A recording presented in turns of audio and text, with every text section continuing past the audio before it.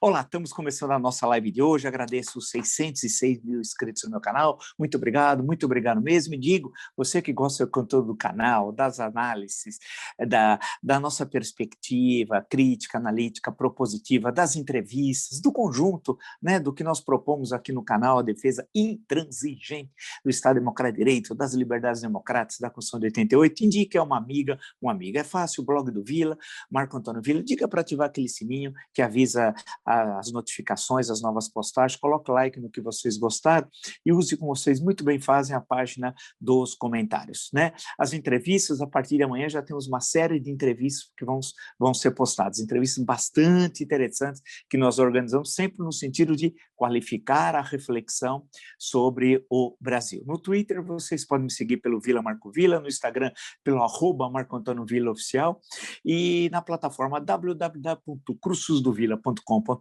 Lá vocês encontram todas as informações sobre os 3 cursos que oferecemos, ou seja, História Política das Funções Brasileiras, História da Ditadura Militar no Brasil, que é fascista. Basta, portanto, acessar www.cursosdovila.com.br. Bem, é só lembrar, claro, passando todo o noticiário, né? Acho que tem, para entrar no nosso assunto central de hoje, no Estado de São Paulo tem um excelente artigo do Felipe Salto, que já foi entrevistado aqui no nosso canal, sobre a questão do orçamento, né, e dos gastos, afinal, como é que, né, o Estado brasileiro vai enfrentar essa situação dramática que nós estamos vivendo. E ele aponta questões fundamentais ali do orçamento, e é muito preocupante o artigo. Leiam, é realmente muito preocupante.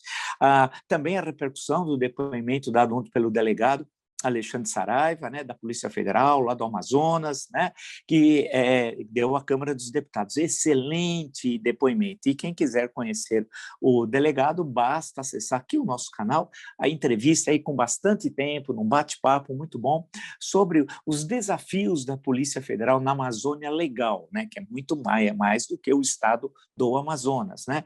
Na Amazônia Legal, as dificuldades, o combate ao comércio de madeira clandestino ilegal, né? O combate ao garimpo, tem informações riquíssimas, excelente entrevista. Assistam, que vocês certamente vão gostar.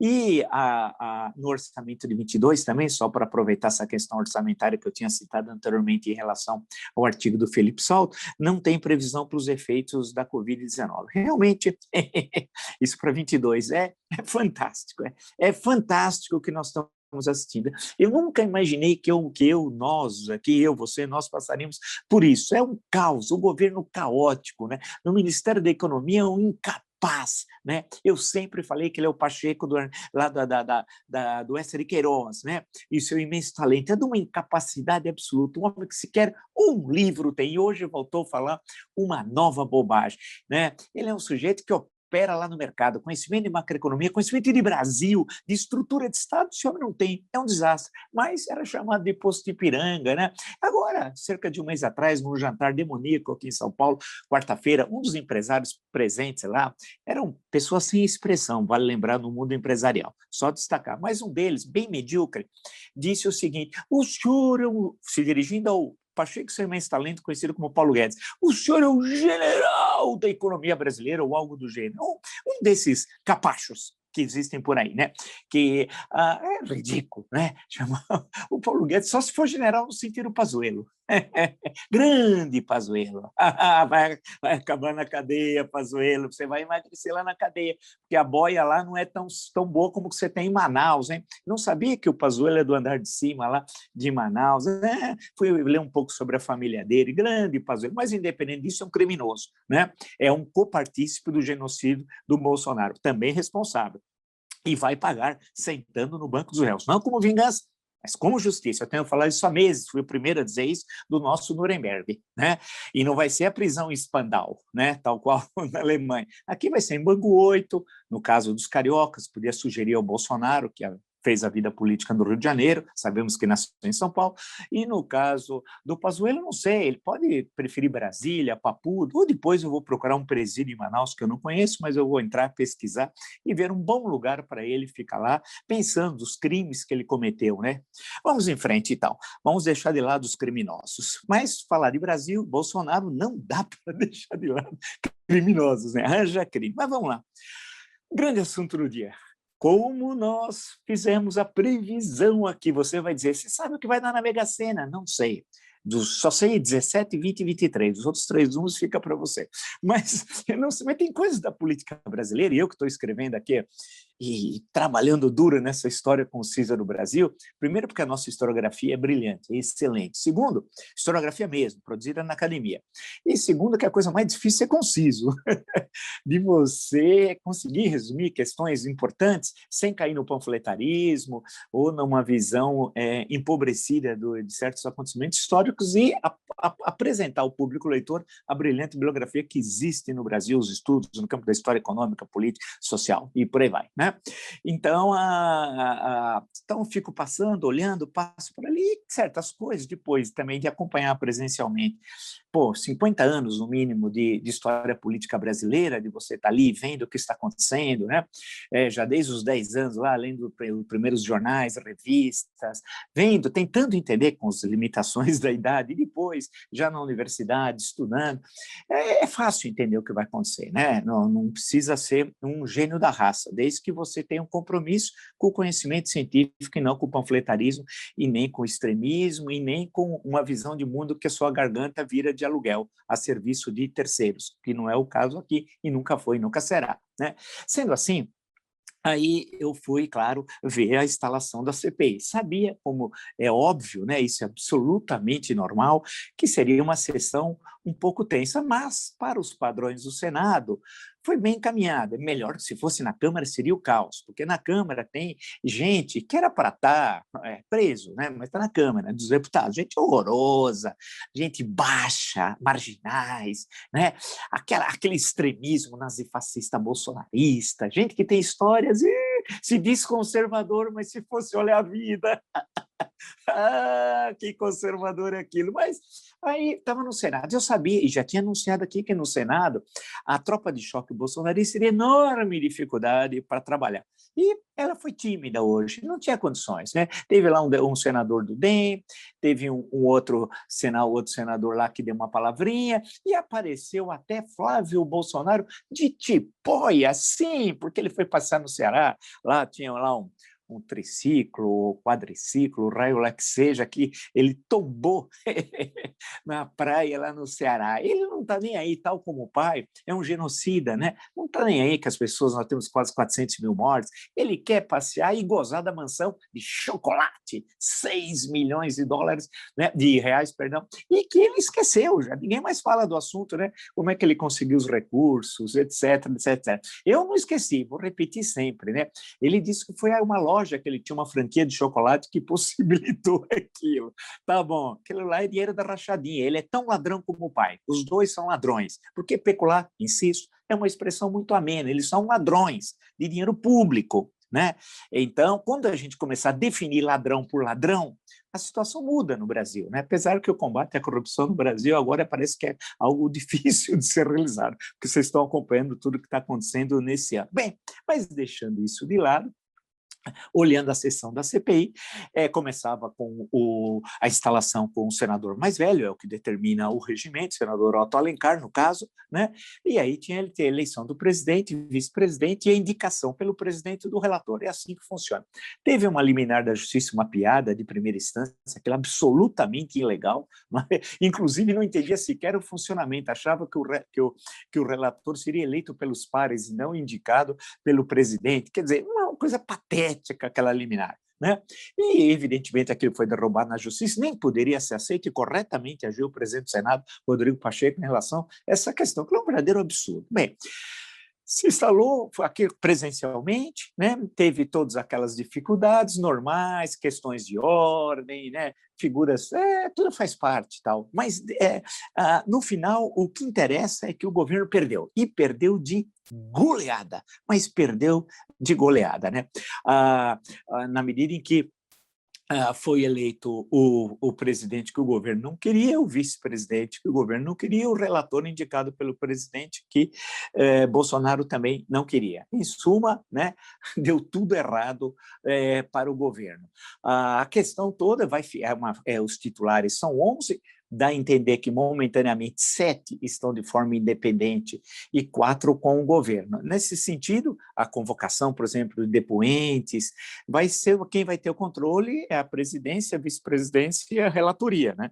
Que devem trabalhar, presumo, harmonicamente, porque o que importa agora é esclarecer os terríveis fatos que ocorreram aqui no Brasil. Por exemplo, hoje mesmo, passando aqui, eu estava no G1 e foi muito bem lembrado, o Otávio Guedes, que é comentarista da Globo News, tal, ele sempre aponta questões bastante interessantes, usando uma expressão tão gasta aí, que tinha época de moda, né? Agora é narrativa, uma análise cirúrgica, né? E assim como no passado, lá na época do Pasquim, na transição da década de 60 para os anos 70, né? Falava inserido no contexto, hoje ninguém mais fala. Então, eu vou falar cirúrgico, o Otávio Guedes colocou CPI da Covid, a manchete do G1, governo Bolsonaro recusou 11 vezes ofertas para compras de vacinas. 11 vezes, 11 vezes. Então, e aí ele faz um belo artigo aqui, colocando essa questão, que vai ser isso apurado. Aí que o Bolsonaro está tremendo de medo. Ele é um homem medroso, covarde, é cruel, covarde, né? E porque vai ser devassado todos os crimes que ele cometeu, e de forma mais transparente pela televisão, ao vivo e a cores, e com o Brasil assistindo, aí não vai ter fake news que consiga esconder os crimes cometidos pelo genocida, pelo assassino Jair Bolsonaro. Aí, por isso o desespero. Agora, dessa forma como eles estão atuando, o governo vai ser destruído, acho que mais cedo do que eu imaginava. Hoje foi patético. Tinha lá os senadores, que é Marcos Rogério, se não me engano, né? Do DEM, tinha um outro senador que fez algumas intervenções, mas muito tímidas, apareceu, como disse anteriormente, até Flávio Bolsonaro, mas o governo, o Girão, senador estranho, um pouco estranho lá do Ceará, até não sei se ele é parente, neto, bisneto do senador, do historiador Raimundo Girão, que tem uma história do Ceará, até nome de rua ali, perto da praia de Iracema, né? Meireles, né? Até consultei o livro quando eu escrevi a História das Secas, Vida e Morte do Sertão, História das Secas no Nordeste do século XIX e XX, eu fiz um levantamento da história do Ceará, trabalhei, inclusive, lá na hemeroteca da Federal do Ceará, que naquela época, espero que continue, era muito boa, tinha um material e funcionários excelentes, vale lembrar, e aí passei pelo livro, claro, do Raimundo Girão. Mas, e aí lembrei agora do senador, não sei se tem algum parentesco com ele, né, que tentou também colocar algumas questões, ele queria ele presidir, sabia que dificilmente teria a chance. O senador Ciro Nogueira também fez o papel de defensor do governo, mas com timidez. Eles estão percebendo, o pessoal do Centrão, que o barco tá virando. E aquela história, eles não ficam até o final, né? Eles podem comparecer ao enterro, mas ninguém salta na sepultura, né? Sempre foi assim, o Centrão tem um faro de quando apoia e quando retira o apoio. E nós conhecemos os últimos, especialmente 30 anos da história política brasileira, quantas vezes isso aconteceu. E pelo andamento ali da sessão e pela fala do relator, que falou de agenda da morte, atacou o negacionismo, foi muito duro, né? Dá a entender, fica claro, olha, eu vou pegar essa manchete aqui da Folha, relator da CPI da Covid dá recado ao Planalto, ataca negacionismo e cobra punição a culpados. Né? Em suma, é o que nós falamos aqui, né? É o que nós falamos. Sabemos que é importante destacar que a CPI não pune, né? A CPI, o resultado do seu relatório final poderá ser, se assim o desejar, vamos voltar ao artigo 58, vamos ler todo inciso 3º do artigo 58. Nos últimos dias eu li as 2 primeiras linhas, vamos ler todas aqui. Parágrafo 3º. As comissões parlamentares de inquérito, que terão poderes de investigação próprios das autoridades judiciais, algo que sempre eu falei, né? Isso é importantíssimo, os poderes que a CPI tem. Continuando. Além de outros previstos nos regimentos das respectivas casas, serão criados pela Câmara dos Deputados e pelo Senado Federal, em conjunto ou separadamente, em conjunto é condemnista, não é o caso em tela, tá? Ou separadamente, mediante requerimento de 1/3 dos seus membros, no caso 81, eram 27, caso do Senado, né? Para apuração de fato determinado. Qual é o fato determinado? Precisa ter fato determinado, não pode ser uma coisa abstrata, que é a Covid-19, né? E por prazo certo, sendo suas conclusões, se for o caso, encaminhadas ao Ministério Público para que promova a responsabilidade civil ou criminal dos infratores. Então, é assim, o relatório, se assim decidir o plenário, são 11 titulares, né, você encaminha as conclusões para o Ministério Público. Lembrar a CPMI, aí era mista, que eu tenho até esse relatório aqui dos Correios, né? O que acabou ocorrendo foi encaminhado ao Ministério Público, teve o inquérito 2245, que depois foi recepcionado pelo Supremo Tribunal Federal em agosto de 2007 e deu origem à ação penal 470, originalmente com 40 réus, que depois foram 38, dos quais 25 foram sentenciados muito tempo depois, na década posterior. Bem, então é importante a gente ver o encaminhamento, porque agora o jogo começou a ser jogado. Apitou o juiz, né?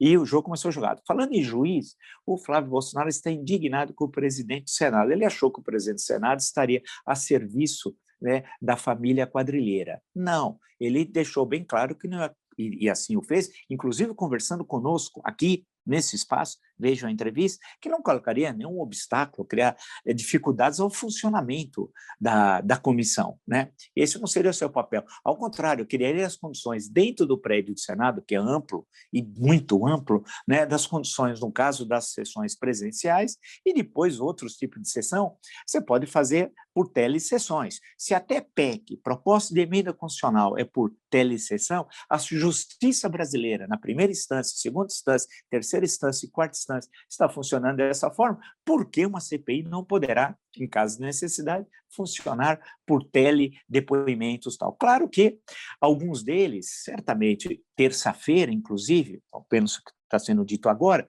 terça-feira seria o primeiro, provavelmente, terça-feira, Luiz Henrique Mandetta, ministro da Saúde até abril.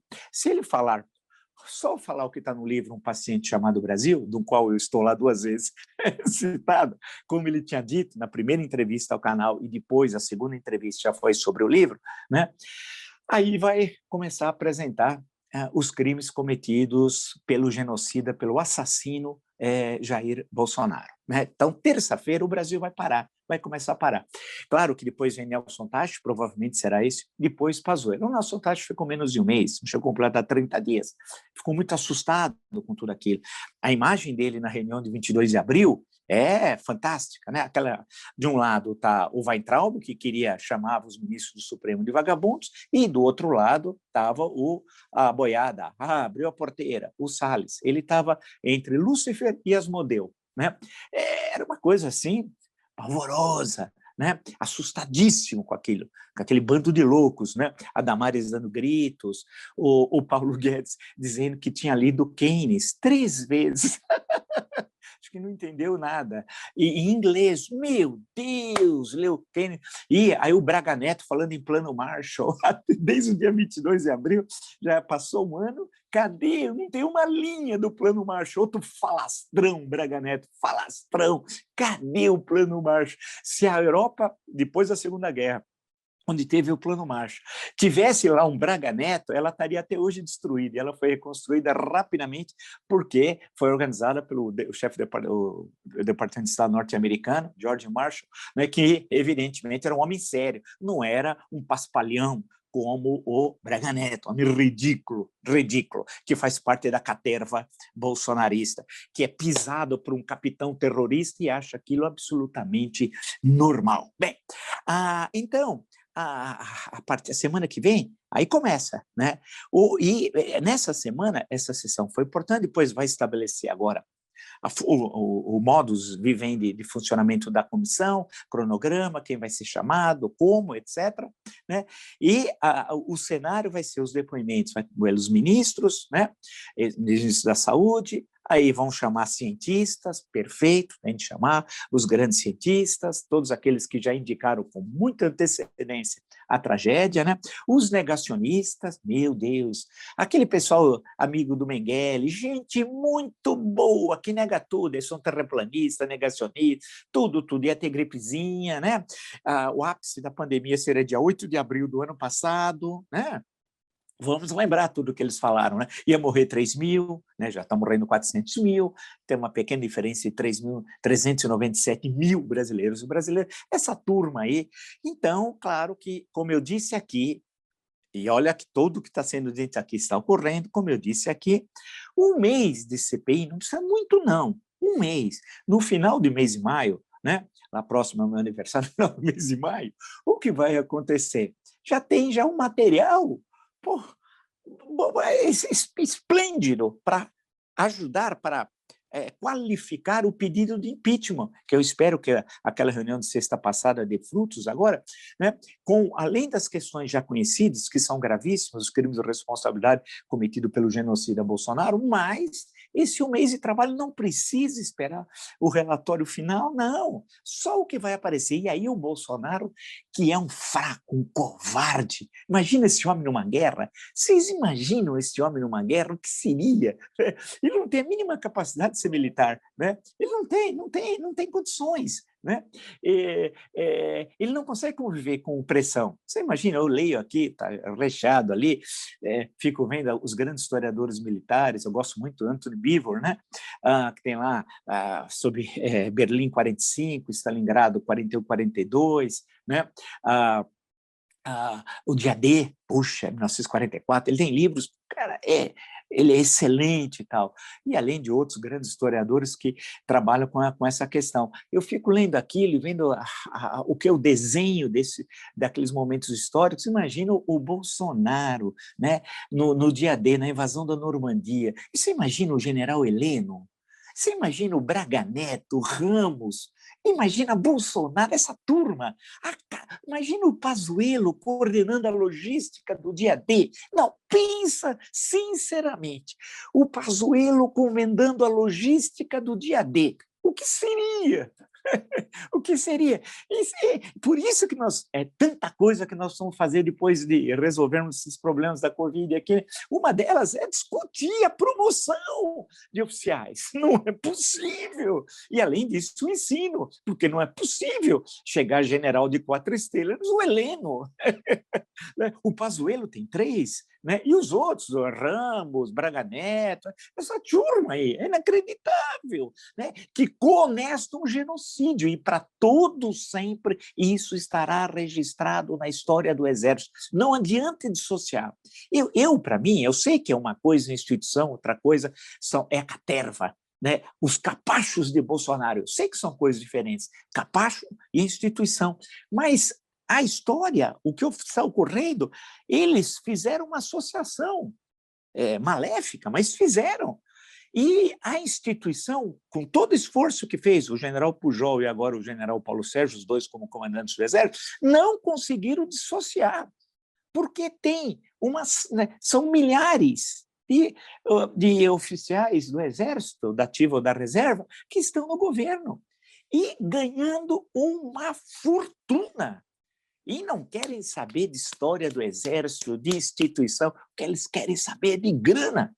Então, eu imagino né, a angústia desses que querem manter a instituição distante desse governo genocida. Sei que isso não é tarefa fácil. E, para completar o dia de hoje, o Paulo Guedes, o grande Paulo Guedes, né? Gênio, não tem um livro escrito, um livro. Né? Ontem já que é o problema, numa reunião no Mercosul, começou a falar umas bobagens, um sujeito, é ridículo, né? Ridículo, Paulo Guedes. Se você for debater economia, eu queria ver ele debatendo eu queria ver se ele conversasse comigo, ele não conversa, né? Mostrar quão medíocre ele é um medíocre. Aí, Folha de São Paulo.